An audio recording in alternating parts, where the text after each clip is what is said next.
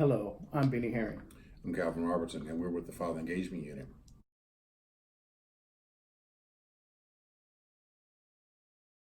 So let's talk about one of the referrals that we get the most from our workers or our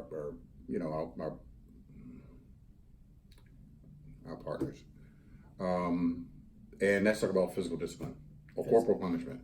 Physical discipline. Corporal punishment is one of the main reasons why, we have these conversations with our fathers about how to become better parents and better fathers. Absolutely. When we talk about punishment or physical punishment, we talk about spare the rod, spoil the child. Right. Okay, which is a myth, but it's one we hear all the time. I got hit and I turned out fine.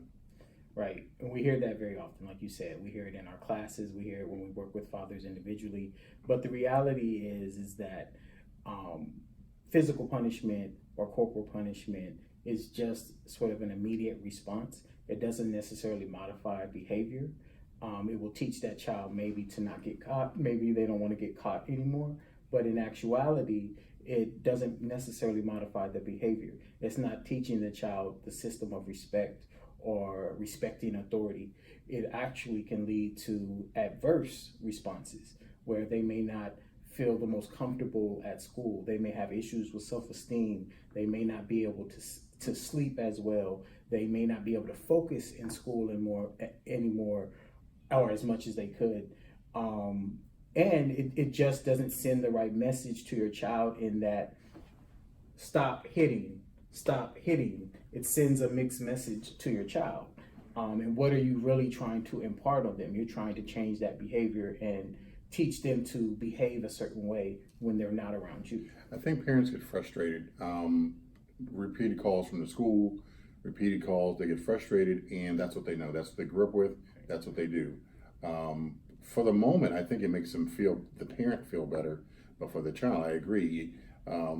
It may cause them to maybe not talk to their parent as much, or not have that relationship with their parents where they can talk freely about certain things without fearful of getting hit. So we have to look at some positive ways. What are some positive things that we can do to redirect that undesirable behavior? Because that's really what it is. Right. And I think the key word you said was frustrated.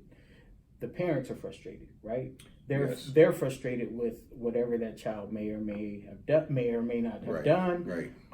And what happens is that frustration can lead to maybe crossing that line when we talk about physical punishment. So when we talk about some alternative and positive aspects of disciplining your child, I think some practical things such as using restriction, using deprivation of their favorite items, maybe taking away the iPad, maybe not allowing him or her to go to the school dance. But the most important thing is to address that issue in that moment. Don't wait or delay because the meaning or the concept around the discipline doesn't have the same weight for that child, because out of sight, out of mind. That happened an hour ago, or that happened 2 days ago. So you want to deal with that issue in that moment so that you can communicate what behavior you want to see, what do you want them to do differently in that moment, and you can address it. And I think you're correct. I think what our fathers also need to know is to be consistent. And to step back and think about how they want to address it. Every misbehavior doesn't need immediate confrontation. Sometimes you got to think and let the child think. I like the think and share. Let them think about what they did wrong.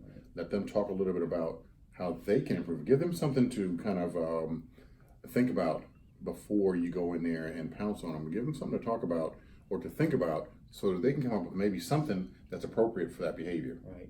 So I would say in conclusion, the main thing is physical, emotional, mental interaction with your child is all communication. So what are you communicating with your child when you use physical discipline? So if you can't communicate with your child verbally and connect with them on an emotive level, you may be doing a detriment to yourself and your relationship with your child. I'd agree with you. And that's something we need to talk a little bit more about at our next meeting.